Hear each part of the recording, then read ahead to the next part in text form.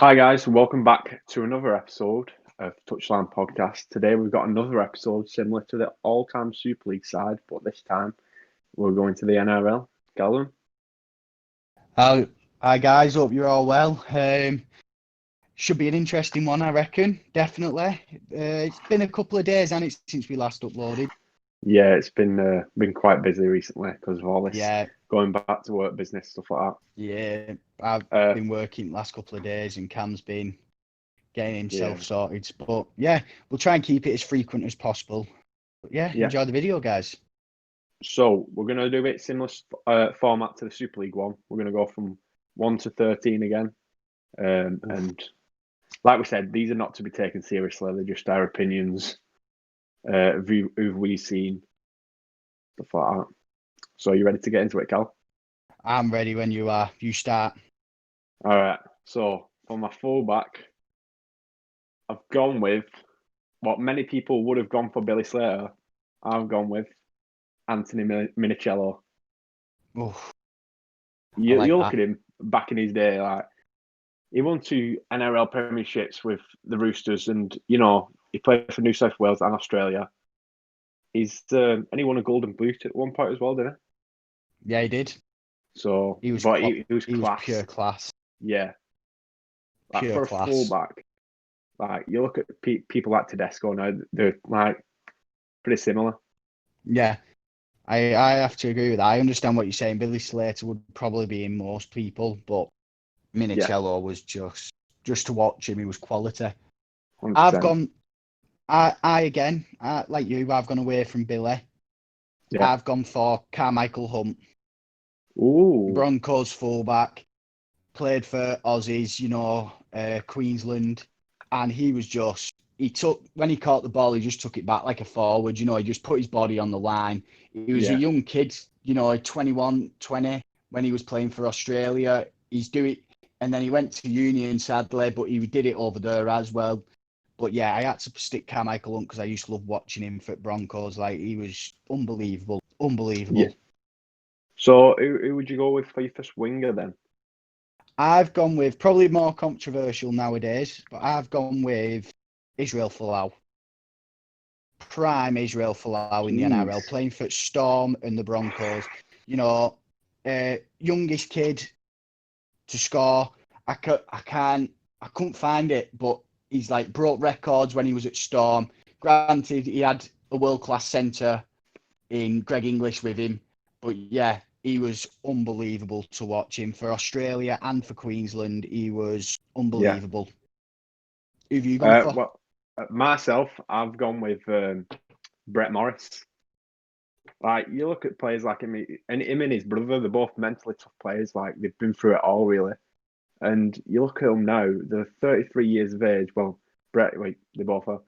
But Sad twins. I just realised in my head that they're twins, and I was like, right, yeah. But they're so good for their age, and they've been like consistent pretty much over the years. Um, they're just they're they're just just class rocks, aren't they? players, yeah. Yeah. Uh, like Brett, he scored a hat trick against Wigan in the World Cup Challenge, and they've won a Premiership, and they might not get all the tries like a winger would, but they're just them players, One like they're strong and yeah. One thing I like about them though as well is it's the defence. A lot of wingers do get turned, inside out. yeah, They'll make tackles, but they're not, a lot of people can get past them. But with them two, they just seem solid yeah. in defence. They know what they're doing. I completely understand why you've gone for them.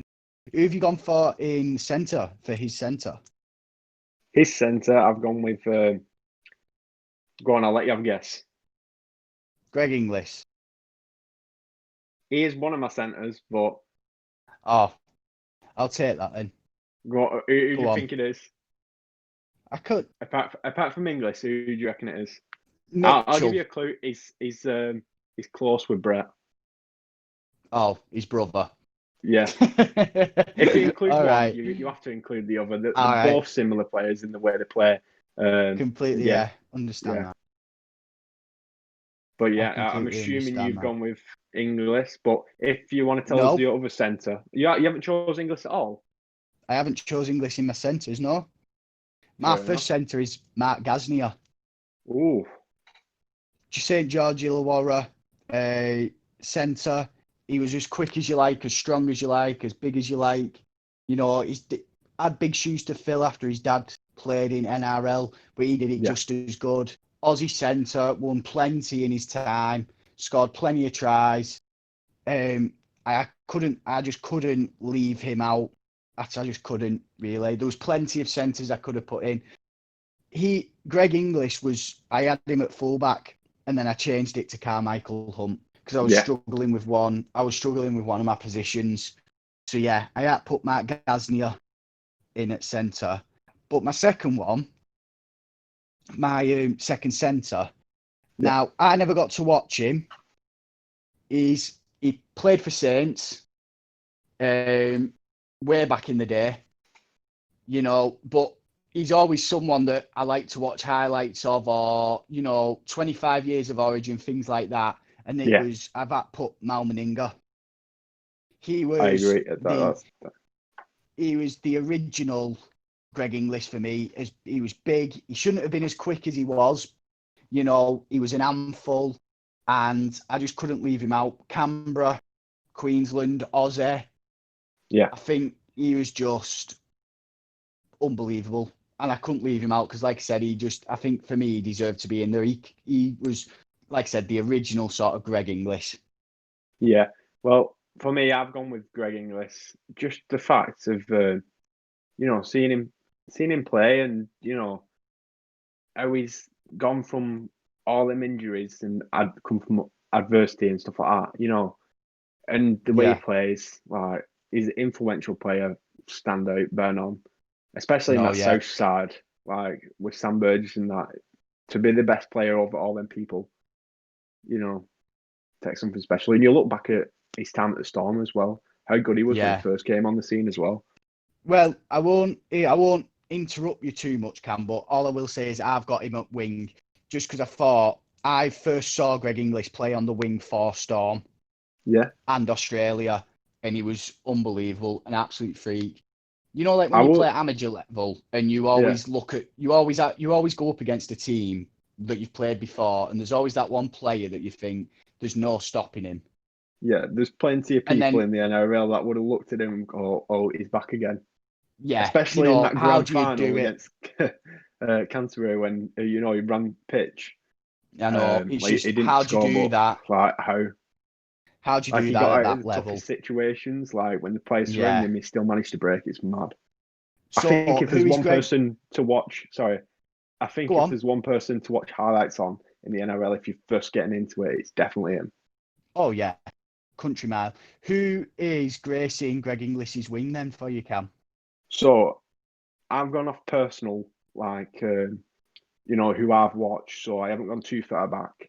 But I've gone with someone that will make sense kind of because of how influential he was. And he played for Parramatta on the wing. Jared. I think you look at them years between 2010 and 2015, well, 2014. He was just electric. He was unreal. And he created that Hayne playing thing. When we both played for Haydock, he was one of the players I always had this thing where I'd watch like tributes to players and stuff. Yeah, I did. And he'd always be the one. He'd always be one that I watched. Didn't he win a State of Origin as well with him? Yeah, it was that 2014. I think so. Yeah, 2014, 2013. It was one of them years, but yeah. I completely forgot about that, and I feel bad now because he was unbelievable to watch. You feel bad for him now because he's retired or he's just not been picked up or whatever. He's in court. Is it? Yeah. Is that why he's not playing anymore? Yeah, I'm not sure. He went to Gold Coast after NFL, and then I don't know what he's in court for, but he's been in big trouble. I wouldn't feel too sorry for him. I stand corrected. Fair enough. Yeah. Jesus, I didn't know that. Who's your Harbs pairing, Cam? I think we may have the same. I think 6. I think there's only one person you can really go for, really. And I'll let you say it because I think I'm trusting that you'll have the same person. Is it Thurston? In 6? Yeah. No, I've gone with Darren Lockyer. Oh. Right. I've got mine mixed up then because I think I've got same halves pairing as you. That's Have you got embarrassing. Lockyer at 7? Yeah. Right, so we'll talk about Lockyer now. Yeah. Go on. So you look at him in that Brisbane side, and I only got to see him really in the Australian Test against England, but he was one of them players who like string it all together. He's hopefully he'll become an immortal because he deserves it, 100%. But he's one of them players like he's a leader of a team. Well, I will say there is an honourable mention for Andrew Johns. Yeah, well at 7. I'll get into it when we move on, but I've got like question marks. Like I've got Thurston / Johns. Yeah, but I'll explain it when we get into it. Yeah. One thing I will say with Darren Lockyer, we said it about Sean Long in the thing, in the Super League one. He can just turn a game on its head. Yeah. But go on. What have you got about Thurston and Johns then? So I put both of them in because personally I've only really got to see Thurston play. But like you look back and you see videos of Johns and he was just unreal. So it's kind of hard not to put him in because like the history behind it, even though I've not got to see him play, I know what he accomplished. Yeah. So I understand that. I think again in the Super League one, we said when we picked Roby at 9 and we said an honourable mention for Cunningham, and I think we both agreed, didn't we, that maybe if we were born a bit earlier, I think and we'd seen a bit more. Because when you watch Johns as well, he was a tough defender, which is very rare in halves. But yeah, I get that. What's good about these two, like they were the halves, like they both was the top of the game in State of Origin as well. Like they were standout players, unreal. Yeah. But first, geez, you look at his kicking. Even Rugby League Live had to, emphasise it with that Rugby League Live free trailer. Yeah, with the curve. Yeah. Went around the world and back. Honestly, in that 2015 grand final game when he missed that kick, I was so gutted. Give him credit. I know, a lot of players would have lost their head at that point, but he had the sense of mind because he had a few shots at goal, didn't he? Yeah, Drop he did, goals. But he pinged it. And give him credit, he did it. Fair play to the lads. He was quality. He was absolute quality. So have you gone for in your first prop? Right. This one's quite controversial because I know what some people will say about it. But I've put Tallis in at prop. Now, I know people are going to say, oh, well, he was, second rower. Yeah. I think when Tallis was in the mood, which was 9 times out of 10 every game, no one stops him. No. And except from the referee in the State of Origin where he got sent off. Yeah. You're a fucking cheat. Didn't think you played in that game, Brian Fletcher. Yeah, he did. Yeah. But yeah, I've put Tallis in at prop to make room for a couple of second rowers. Yeah. But yeah, again, I couldn't leave him out really. I couldn't leave him out. Who've you gone for? I've gone with Jared Waerea-Hargreaves for my first prop. I think you look at him, and I think if you're any opponent that comes up with him, running at him, or him running at you, you're like, nah, who's coming against this guy then? Yeah. And the worst part is people say he's a grub, but I don't think he is. I just think he plays it aggressive. Yeah, that's his and style. I think he likes to wind them up. Yeah, 100%. He likes to wind players up because that's how he gets it out of them. Then that's how he gets one up on them.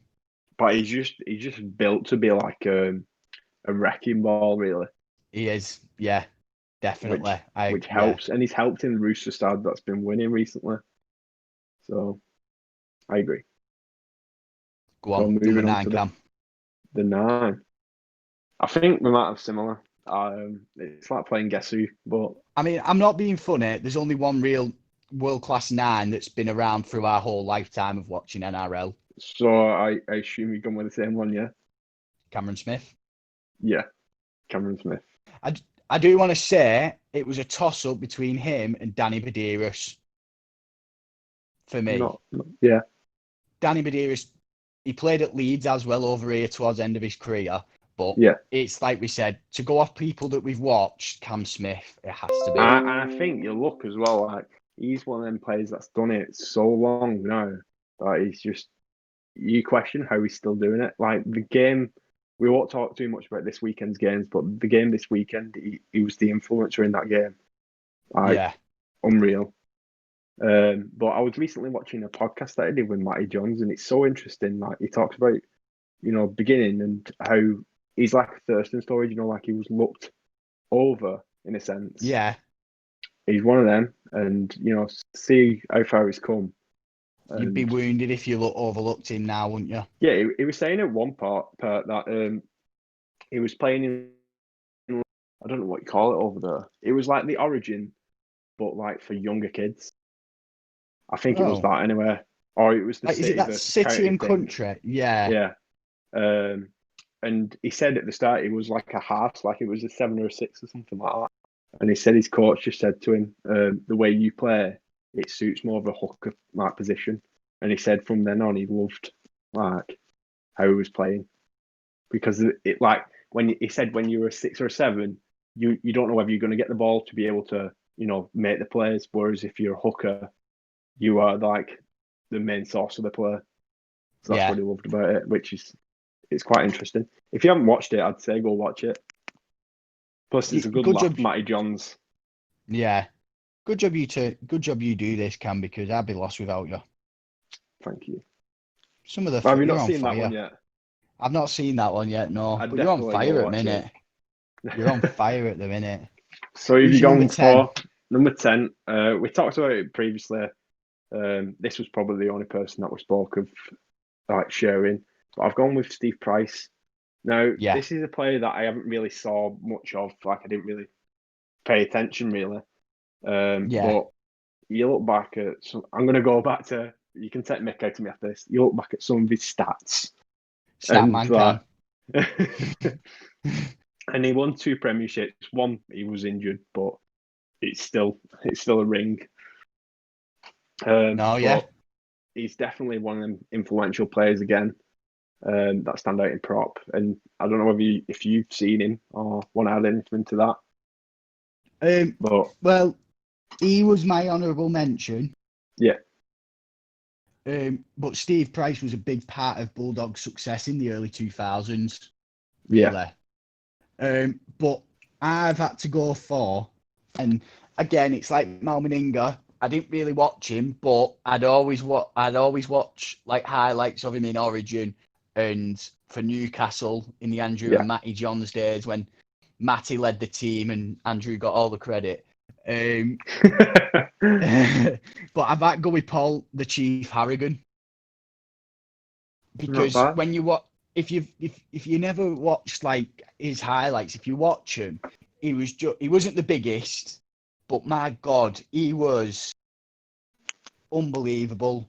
He was hard. He was just tough, He won't back down from anyone, He'd make sure that if he tackled you, it was above the shoulders and just below the chin. Yeah. He was unbelievable. He's had a few scraps in Origin. He was just an enforcer, really. So that's why I've gone with Harrigan, just because he was entertaining to watch, of how tough he was, and he just made the game look fun and easy, Yeah. But yeah, I just put him in, and like I said, honourable mention for Price, definitely. So, for second row, I've gone with, you went at prop, I've gone with Gordon Tallis. Yeah. I mean, I've got the picture up on screen here. It sums it up when he was dragging Brett Hodgson into out of bounds. The Raging Bull. Yeah. I mean, that's another player. If you've never seen highlights or seen him play, go back and watch some of his stuff, because he was. You won't see anything like that nowadays. No, he was just a different player altogether. He just wasn't scared of anyone, was he? No, not at all. Which is mad considering the players that were playing in them days. Oh yeah, but I think he's just one of them players like if you talk about the NRL, you're talking about him. If you talk about Origin, you're definitely talking about him. Yeah, So, definitely. like I said, I think if you have to go back and watch someone, like who manhandled players, literally, Yeah, it's definitely Gordon Tallis. I completely get that. I do completely get that. Now, as usual, I've been a pain in the ass with this, and I've had to go with I've picked 3 second rowers. Yeah. One was a sure thing, but this one it's between Sonny Bill. Yeah. Because I loved watching him when he was at Bulldogs and when he came back to Roosters. Yeah. He was probably one of my idols. Early days playing 13 for Haydock. Yeah. I'd always watch him just because I used to love watching him. He played at centre and second row as well, mainly second rower. But yeah, I used to love him. But I've also had to pick. I couldn't choose between the two. I don't think either of them deserve to be an honourable mention. My other one is Hindy, the flopper. That's something that I was going to pick. I will say we'll get onto it in a bit. We'll talk more about Sonny Bill, but he's my choice. But I was torn between them two, and he'd definitely be an honourable mention because, like, as much as they might make out of him on the Matty Johns show about not winning the Premiership, like the effort and the struggle that he's had to go through with Parramatta and to stay one team player. 80 minutes, second rower, won Origin, won World Cup in 2001 with Australia. For me, he was just a complete player. He weren't flash yet. He just did his job. 80 minutes, solid. Yeah, that's why he became. That's why that we talk about. He's one of them that you just get on with it. You run in, you take the shots. He'd be, that's why he was a flopper. Just because his work effort was that much that it must have got to one point in the game where he was like, I can't keep running. you know. But yeah, I've had to go with him. And my second rower, number 12, I've had to go with Beaver. Stephen Menzies. That is not a bad shout, that. Tall. He was one of them that I was looking at as well. Tall, quick, scored umpteen tries from second row. Again, work ethic was unbelievable. Played for New South Wales. Internationally capped, and then he came over here, played for Bradford, played for Catalan. He's one of the very few players that have actually played over 500 games as well. It's funny you say that actually because I was watching the Fletcher Nandy. Yeah. And it was an episode where they was talking about the 300 club, like that's what Yeah, and and he says, "Can I be in this?" And he's like, "I played games in Super League," and he's like, "Super League doesn't count. It's not a real comp." Yeah, and he goes into his head, and it's just him sat in boardroom, 500 club. No, but yeah, and then I think to top his NRL, because we're talking about NRL team, to top his career off, his last game for Manly was a grand final, and he'd come on the pitch, and then he scored a try in like the last minute against Storm. Manly absolutely battered Storm, but yeah, I had to put him in it because he was another one I just used to love watching him. He's one of them as well. If you're looking to watch something that's not rugby league itself, you have to watch the Fletcher Nandy because he's in that and he's funny and he's probably like I don't know. He's definitely up there with Fletcher Nandy for the funniest people on that show. The thing is.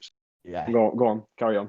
No, I was just going to say he knows that they take the piss out of him, and they don't mean it, but he just goes along with it, doesn't he? But go on. I've gone with you've gone with as well. I've gone with Sonny Bill. Or did you go with Sonny Bill? You didn't go with Sonny Bill, did you? I couldn't pick between the two, mate. I couldn't. I've gone with Sonny Bill. Like you said, he's someone when we played for Haydock, we definitely looked to his videos and tried to emulate some of the stuff he does. But and we went through the stage where we had the campaign with Adidas, like his sponsorship, and was like, look at them shoes. Yeah, he's one of them players that you just want to be like. I remember that both of us on Google searching in on Google tab Sonny Bill's Adidas shoes, and we couldn't find them anywhere. But it's literally trying to make them. You look at him. When he played for Roosters, and he's one of them. He's like in the NBA, like he's the face of the franchise. Like you look at Steph Curry stuff like that. You look at Roosters in them years, and he was like Sonny Bill. But like you said, he was a massive player for Roosters and for Canterbury. But it's just a shame that he went to Union. He was. I've never really watched him in Union, but I assume that he was class.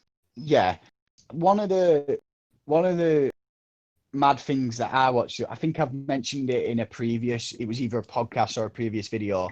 Out of Your League podcast with Brian McDermott.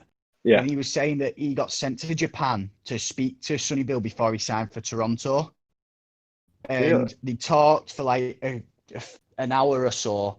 And McDermott said, listen, I know that you're world class. I know you've got all these sponsorships. I know you're going to be the face of Toronto. He said, but when you come over and play for us and you're in freezing cold, pouring down with rain, shit conditions, basically. Yeah. At Dewsbury or a lower league club, he said, are you going to muck in like the rest of the players are going to do? Yeah. Basically saying, are you not going to be a pretty boy, basically. Yeah, people are going to go after you. And he said, and Sonny Bill, give him credit, he said, the sponsorship, all of that is just on the side. He said, rugby is how I earn my trade. And give him credit. And he's one of them players as well. Like he's like so down to earth, and he takes his religion massively. And he's like a proper influencer on like kids who are looking up to become rugby players. That's the thing. You have a player like Sonny Bill in your team, and the rest of them will stand up and think, I've got to play for him. Yeah. He gets the most out of his players. Leader. Yeah, natural born leader. Right. For loose forward, I think I know who you've gone for. I know we keep doing this. It's so predictable. You've gone with South Sydney's, your team's captain, won a grand final with a broken cheekbone, Sam Burgess. Slamming Sam. Sam. Yeah. Credit. He was my honourable mention. I mean, like we were talking about him in the Super League, we would have put him in there if we would have played more games. But to be such a young player and so good to be picked up by South Sydney, you must be doing something right. And to have Russell Crowe ringing you, trying to get you. Going to nightclubs and parties with Russell Crowe, you must be a good human being. It was on the Out of Your League podcast, and he was talking about how he went to New York and there was a massive storm, and he got stuck there, and he ended up making around with Leo DiCaprio. Yeah, no. I can imagine that. Lad from Bradford hanging around with Leonardo DiCaprio. But he must have been doing something right. You look at how he plays, like, he don't get the nickname Slamming Sam for nothing. I mean, he's one of them that I look to when we used to play rugby for highlights, for motivation, how to put on big shots and stuff like that. It's definitely he left it out on pitch, didn't he? He did everything for his team. Looking at the grand final, broken cheekbone, he could have lost his eye, but he carried on, played the full 80, and And he said in it, because it's on the NRL, Watch NRL thing, because they go through the grand final again, and he was saying it was wobbling about, and then when South scored that first try, he went for a hug the player, and then Greg Inglis just jumped on his back. He whacked his head into someone's shoulder, and it knocked it into place. So it stopped like the wobbling. He turned around to Greg Inglis, like, "What did you do that for?" But, and I will say, him and his brother now, Luke, have retired, haven't they? Yeah. Have you seen that they've started their own clothing company? Yeah, this isn't a sponsor, by the way. I just thought I'd mention it. I think it looks really brothers. Class, that. Yeah, that looks so nice. I hope they do it over here. They should do. You'd think they're coming from England. Luke Burgess put on his Insta, like he commented on something, because one of Leeds players was asking, "Will you deliver here?" And he said, "Yeah, definitely, 100%." So I think that's going to be one that many rugby fans will be purchasing. Yeah. But I will say, talking on Sam Burgess, just how he led that South side, and how, especially in that grand final, he knew it was his last game. The first shot, he does that to his cheekbone. He's like, "Nah, this isn't going to be the end of my South Sydney career." So it just shows what character he is as well. I've gone, like I said, he was my honourable mention. I just thought I had to put him in just because I think he's He's on $1 million contract a year. I think he leads from the front for his team. I know. In a struggling team, I think he always leads from the front. I Very think rarely has a bad game. If you haven't guessed by now, you need to go get yourself checked out. I know.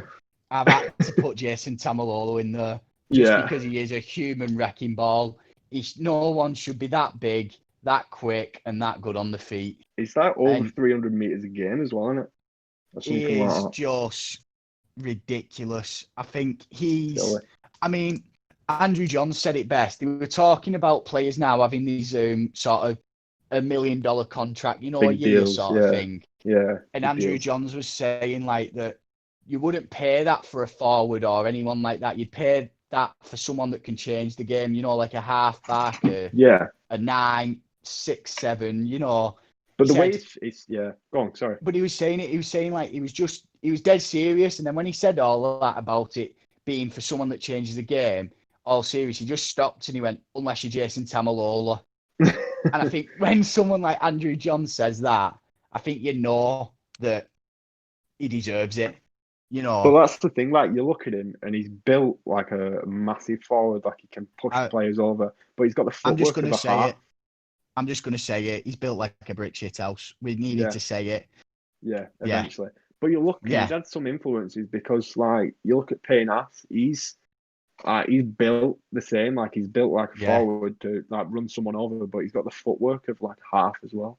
That David Fafita, he's been injured since, but he's quality as well. Yeah, well, you look at these players coming through, and they've definitely been influenced by Tamalolo and how he's played and stuff like that. Maybe it's the next generation of forwards. Yeah, the game's getting a lot quicker. Yeah, it'd be ideal if that was the case. Yeah. But I don't know how many times we said yeah. Yeah. Yeah, I think that's.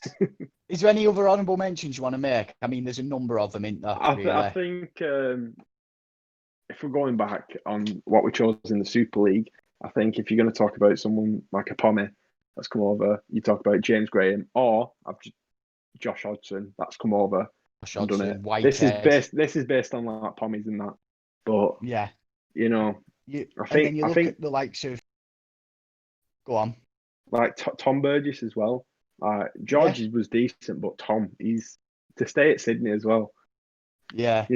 I think Corey Parker, Sam Friday. Yeah, them players. Them sort of players as well. How can we leave Cooper Cronk? Yeah, Cooper Cronk, yeah. And then you've got the likes of Boyd Cordner, the first captain to win a grand final in State of Origin, 2 years on the bounce. Yeah, like you were saying to me, how he was on about how his body's breaking it. Coach, he said that to him. It that's why they've rested him. On the line. Yeah, before the World Club Challenge, he got left out, and Trent Robinson said, "You just can't do it. You've not had a pre-season since however long. You need to have a rest." He was livid, but in the long run, it might help him. That's why he was rested, just because they said his body will just wear itself out. But there's so many players nowadays who are like influencing the game so much. Like it's going to be unreal to see, when they're all developed and that. Yeah, there's always that scary thing as well, like when Thurston and Inglis were coming to the end of their. So, guys, just been editing it and realised that the audio recording had cut out. So, just wanted to say, like, comment, subscribe. Let us know who you would have had in the team and what your team would have been. Hit the notification bell so you can keep up to date with when our podcasts are and all our other videos. And, take care, stay safe and enjoy.